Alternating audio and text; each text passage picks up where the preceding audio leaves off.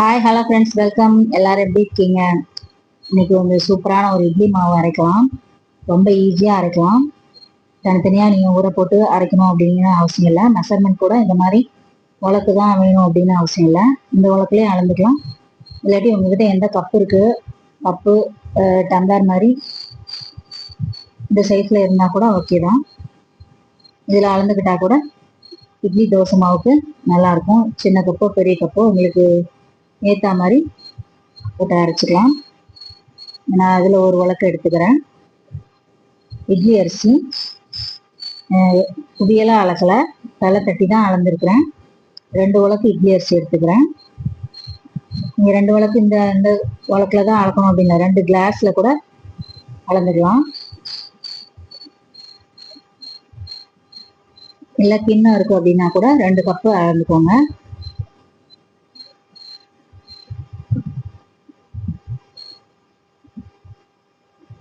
இந்த 2 கப்புக்கு நான் ஒரு 100 கிராம் உளுந்து 200 கிராம் உளுந்து போடுறேன். உங்களுக்கு மெஷர் பண்ண கஷ்டமாக இருந்துச்சு அப்படின்னா 1/4 கப்பு, ஒரு உலக்குனா 1/4 கப்பு, 2 கப்பு போட்டிங்கன்னா 1/2 கப்பு போடுங்க. மெஷர்மெண்ட் கரெக்டாக இருக்கும். ஒரு உலக்கு அரிசி போட்டிங்கன்னா 1/4 கப்பு உளுந்து, 2 கப்பு போட்டிங்கன்னா 1/2 கப்பு உளுந்து. நீங்கள் எந்த கப்பில் எடுத்தாலும் இதே அளவு தான். இந்த கப்பில் அளந்தால் கூட இதே அளவு தான். ஒரு கப்பு எடுத்தீங்கன்னா 1/4 கப்பு அளவுக்கு உளுந்து போட்டுக்கலாம். இப்போ கொஞ்சம் வெந்தயம் சேர்த்துக்கோங்க. வெந்தயம் சேர்க்குறனால கசக்கும் அப்படின்லாம் நினைக்க வேண்டாம். நல்ல வாசனையாக இருக்கும். இட்லி தோசைலாம் வார்க்கும் போதே நல்ல வாசனையாக இருக்கும். இப்போ நல்லா கழுவி எடுத்துட்டு வந்துட்டேன். இருக்கட்டும். இது நைட்டு ஊற வச்சிடுறேன். அதை நைட்டு படுக்கும்போது நீங்கள் இந்த வேலையை முடித்து ஊற வச்சுட்டு படுத்துருங்க. காலையில் ஒரு 9-10 மணிக்கா எடுத்து பார்க்கலாம். நல்லா ஊறி தண்ணியெல்லாம் நல்லா புளிச்சிருக்கு. இப்படியே போட்டு ஆட்டக்கூடாது. இது நல்லா ஃபில்டர் பண்ணிவிட்டு ஒரு 2-3 தண்ணி போட்டு நல்லா கழுவி எடுத்துட்டு அதுக்கப்புறம் ஆட்டிக்கலாம். நல்லா ஒரு 4 தண்ணி ஊற்றி கழுவி எடுத்துட்டு வந்துட்டேன்.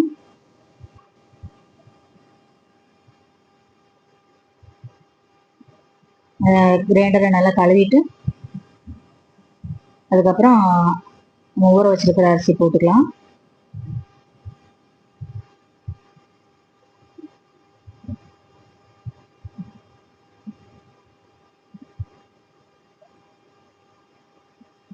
ஃபர்ஸ்ட் கொஞ்சம் தண்ணி ஊற்றிக்கோங்க. தண்ணி ஊற்றிட்டீங்கன்னா நீங்கள் போடுற அரிசி அடியில் போய் தங்காது, ஒட்டாமல் இருக்கும்.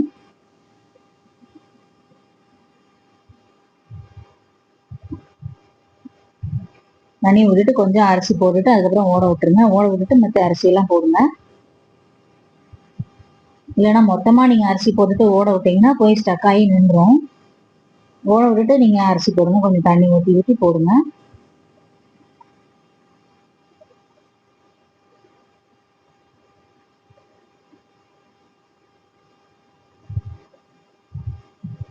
கொஞ்சம் தண்ணி ஊற்றிட்டு மூடி வச்சிடலாம்.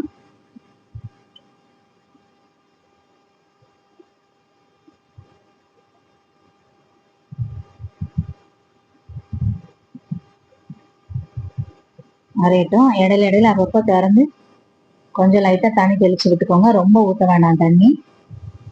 ரொம்ப தண்ணி ஊற்றுனீங்கன்னா மாவு நீர்த்த மாதிரி ஆயிரும், கெட்டியாக கிடைக்காது நமக்கு.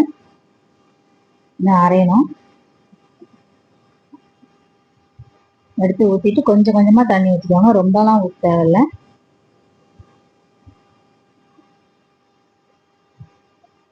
இதுக்கப்புறம் நான் தண்ணி ஊற்றுறதில்ல. எனக்கு ஒரு 40 மினிட்ஸ் ஆச்சு எனக்கு அரைகிறதுக்கு. இப்போ நல்லா அரைஞ்சிருச்சு பாருங்க, நைஸாக அரைஞ்சிருச்சு. நல்லா நைஸாக அரைஞ்சிருச்சு.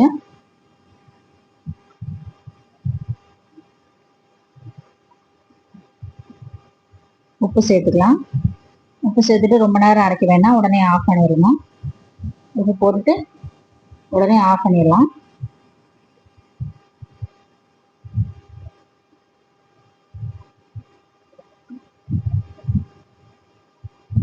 இப்போ எடுத்துட்டு வேற பாத்திரத்துக்கு மாற்றிடுங்க. இந்த கல்லை அப்படியே வச்சுட்டு எடுத்து வலிச்சுக்கிறேன். நீங்கள் தனியாக ஒரு பிளேட்டில் எடுத்து வச்சுட்டு வலிச்சா கூட உங்களுக்கு எப்படி வசதியோ அந்த மாதிரி எடுத்துக்கோங்க கல்ல இருந்து.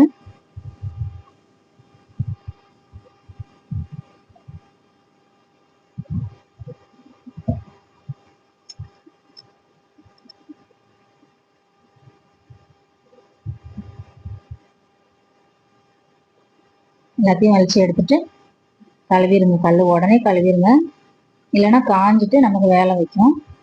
உடனே கழுவி எடுத்துருங்க. மாவெல்லாம் வலிச்சுட்டு நல்லா பேஸ்டா நல்லா அரைஞ்சிச்சு.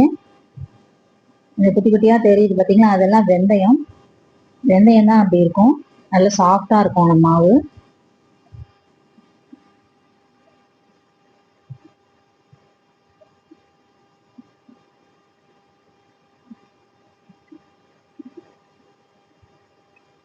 இது ரெண்டையுமே சேர்த்து ஒன்றா போட்டு அரைக்கிறனால உங்களுக்கு வேலை நல்லா ஈஸியாக இருக்கும். உளுந்தம்பருப்பும் அரிசியும் ஒன்றா சேர்த்து போட்டு அரைக்கிறதுக்கு வேலைக்கு போகிறவங்களுக்குலாம் நல்லா ஈஸியாக இருக்கும். அது இட்லி தோசை கூட நல்ல மெத்துன்னு இருக்கும். இது வந்து எனக்கு ஃபுல்லாக இருக்குது, இது பொங்கும். அதனால இன்னொரு பாத்திரத்துக்கு கொஞ்சம் பாதி எடுத்துக்கிறேன்.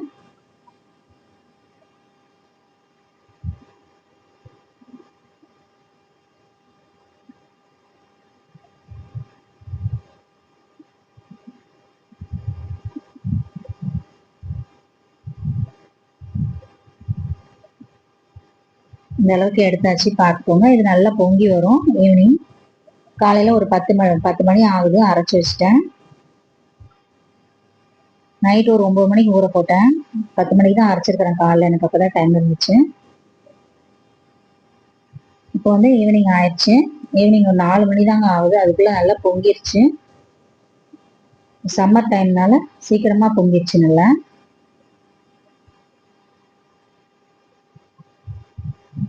மாவு பாருங்க எவ்வளோ பஞ்சு மாதிரி இருக்குன்னு. சேர்த்து போட்டு அரைக்கிறனால மாவு நல்லா வராது அப்படின்லாம் நினைக்க வேண்டாம். நல்லா மாவு நல்லா சூப்பராக பஞ்சு மாதிரி இருக்கும். தண்ணி வந்து நிறைய ஊற்றாமல் அரைக்கணும். கரெக்டான அளவு தண்ணி ஊற்றி அரைங்க. கொஞ்சம் கொஞ்சமாக லைட்டாக தெளிச்சு இப்போ அப்படியே விட்டோன்னா பொங்கிரும். அதனால் நல்லா மிக்ஸ் பண்ணி விட்டுட்டு ஃப்ரிட்ஜில் ஸ்டோர் பண்ணி வச்சுக்கோங்க. இங்கே எப்போ தேவையோ எடுத்து தோசை, இட்லி, குழிப்பணியாரம் அந்த மாதிரி செஞ்சு சாப்பிட்லாம். நல்லா மிக்ஸ் பண்ணி விட்டிங்கன்னா பொங்கி மேலே வராது.